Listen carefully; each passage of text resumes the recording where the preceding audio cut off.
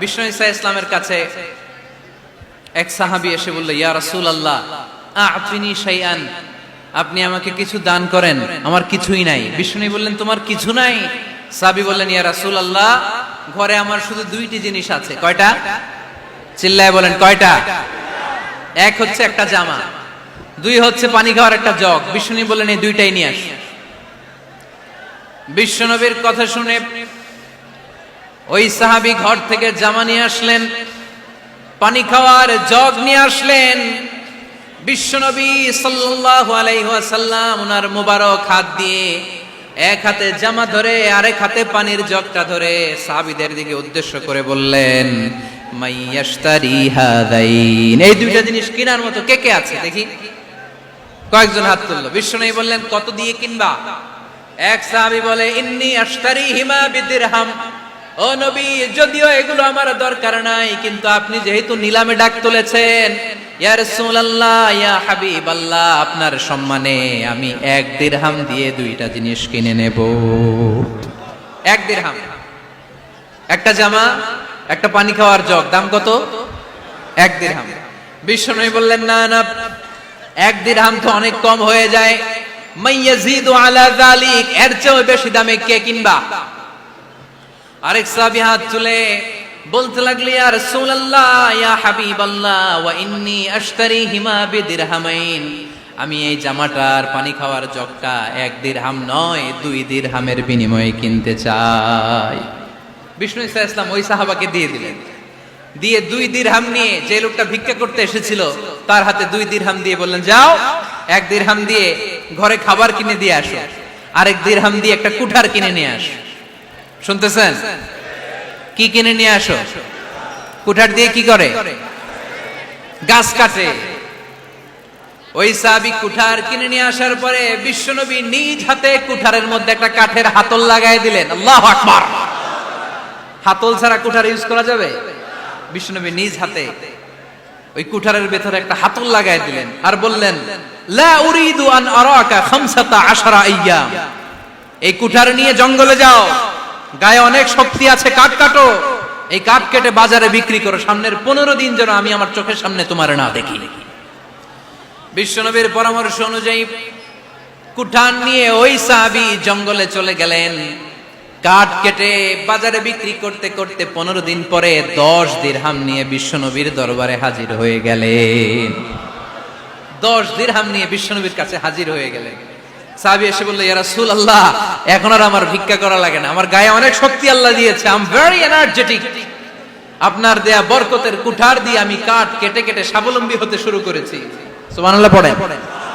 আমি এখন 10 দিরহামের মালিক। বিশ্বনবী বললেন, লা আইয়াহতাতিবা আহাদুকুম হুজমাতান আলা যাহরিহি খায়রুম মিন আইয়াসআলা শাইআন ফায়ু'তিয়াহু আও ইয়ামনাহু, যাদের গায়ে শক্তি আছে তারা ভিক্ষা না করে কাঠ কেটে পিঠে সেই বোঝা নিয়ে বাজারে বিক্রি করা অনেক ভালো, কারণ কারো কাছে যদি তুমি হাত পাতো সে দিতেও পারে নাও দিতে পারে, আর কষ্ট করলে কষ্ট কোনোদিন বৃথা যায় না। চিল্লায় বলেন ঠিক কিনা? বিষ্ণু ঈসা ইসলামের অনুপ্রেরণায় এই সাহাবা অল্প কিছুদিনের ব্যবধানে স্বাবলম্বী হয়ে গেলেন। What is the moral of the story? বিশ্বনবীর এই প্রফেটিক স্টোরি থেকে আমাদের কি শিক্ষা? লেসন নাম্বার 1, বিশ্বনবী চাইলেই ওই 2 দিরহাম দিয়ে বলতে পারতো, যাও খাবার দাবার কিনে ফ্যামিলিতে দিয়ে আসো। সে ওই 2 দিরহাম নিয়ে খাবার দাবার কিনে ফ্যামিলিকে খাইয়ে রাত্রে আবার ভিক্ষায় নামতো। কথা কন, রাত্রে কি করতো? ভিক্ষায় নামতো। বিষ্ণু ঈসা ইসলাম তাকে কাজ করে খাওয়ার জন্য উৎসাহ দিলেন। পাশাপাশি বিষ্ণু ঈসা ইসলাম পার্মানেন্ট সলিউশন দিলেন। এজন্য পার্মানেন্ট সলিউশনের ব্যবস্থা করতে হবে। অনেকে আমরা যাকাত দেই, যাকাতের শাড়ি দেই, যাকাতের লুঙ্গি দেই, আছে না নাই? লক্ষ্মীপুরে এরকম দেয় নাকি? কি দেয়? হ্যাঁ, গাড়ি, গাড়ি দেয়, শাড়ি না। যাকাতের শাড়ি, যাকাতের লুঙ্গি বলতে কোনো কথা ইসলামে নাই। এগুলো খুব কম দামি শাড়ি, যাদেরকে এগুলো দেয়া হয় তাদেরকে অপমান করা হয়, ঠিক কিনা? আল্লাহ বলেছেন, ওয়ালাকাদ কাররামনা বানি আদম, I have dignified the status of the sons of Adam, আমি আদমের সব সন্তানদেরকে সম্মানিত করেছি। সুবহানাল্লাহ পড়েন। আপনাদের চেয়ে সম্মানিত কেউ আছে? মানুষের চেয়ে সম্মানিত গোটা বিশ্বে আর কোনো মাখলুকাত আছে? নাই। এজন্য যাকাতের শাড়ি দেয়া যাবে না, যাকাতের লুঙ্গি দেয়া যাবে না। যাকাতের শাড়ি আপনারা দেখছেন, এটারে একবার ধোয়ার পরে দ্বিতীয়বার পরা যায় না। মশারি কি পাতলা, এর চেয়েও পাতলা। এই জন্য যাকাতের শাড়ি, যাকাতের লুঙ্গি বলতে ইসলামে কোনো পরিভাষা নাই। আপনাকে স্বাবলম্বী করে দেওয়ার চেষ্টা করতে হবে।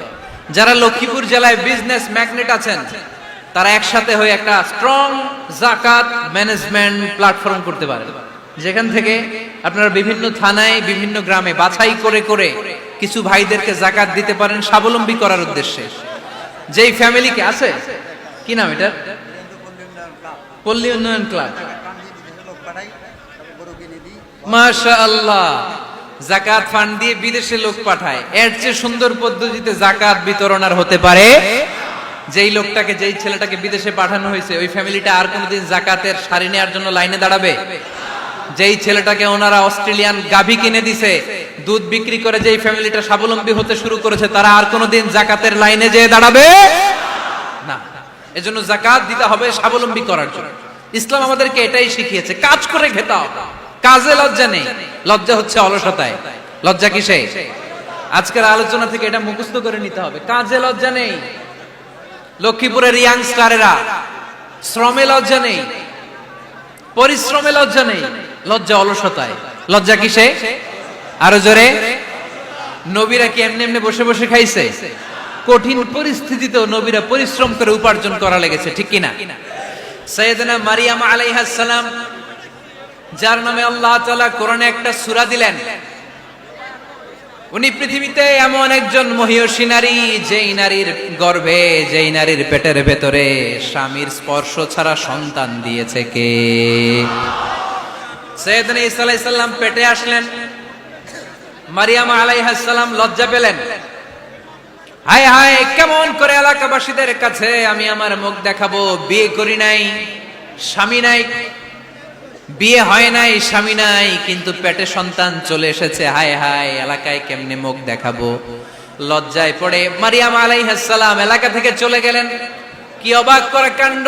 বাচ্চা ভূমিষ্ঠ হওয়ার জন্য, বড় হওয়ার জন্য 6 মাস 7 মাস লাগে নাই, পেটে বাচ্চা আসার সাথে সাথে বাচ্চাটারে বড় করে দিয়েছে কে? সাইয়েদাতুনা মারিয়াম আলাইহিস সালাম এবার বসে পড়লেন, বুঝতে আরম্ভ করলেন প্রেগন্যান্সির পেইন উঠেছে। হঠাৎ করে পেট থেকে বাচ্চা ভূমিষ্ঠ হয়ে যাওয়ার পরে উনি কাঁপতে আরম্ভ করলেন। ক্ষুধার চোটে খাবার কিছু নাই, সামনে ঝর্ণা, উপরে একটা খেজুর গাছ। সাইয়েদনা ঈসা আলাইহিস সালামকে কোলে নিয়ে মারিয়াম আলাইহিস সালাম মনে মনে ভাবে, হায় রে, কেউ যদি একটু খেজুর পেড়ে দিত, এই ক্ষুধার মুহূর্তে আমি খেজুর খেয়ে পেটের ক্ষুধা নিবারণ করতাম।